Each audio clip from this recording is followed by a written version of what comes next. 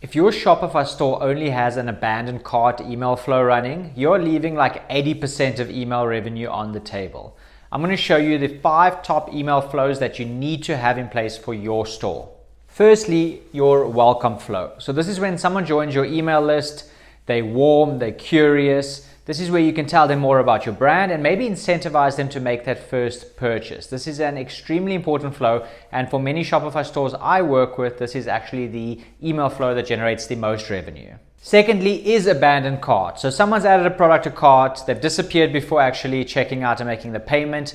This is where you can set up a flow with 3 emails separated by a couple of hours and maybe the last one by a day. And you can gently nudge them to make a purchase. You can provide social proof. You can give a discount. There's a lot you can do here. This is a very important flow. Thirdly is browse abandonment. Now, this is very different to abandoned cart.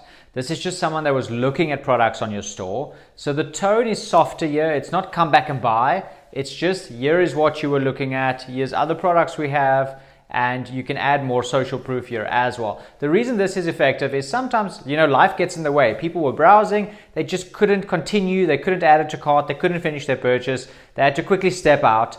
Now you're just reminding them, hey, you were looking at this and here's some more. Number 4 is post-purchase. This is one of the most effective flows. Someone's just bought from you. You can time when the email goes out after they buy the product. I like to time it so that it gets to them as soon as I think the product is arriving by them. So you have to take your courier's lead time into account here. But this could be asking for a review. It could be care instructions on the product.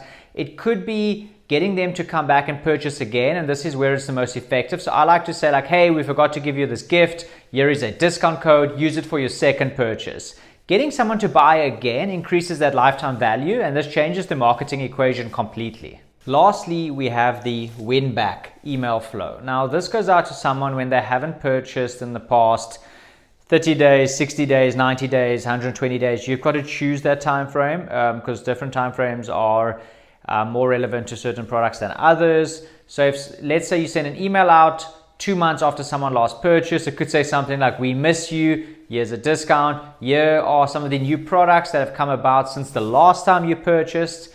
This is also an incredibly effective email flow.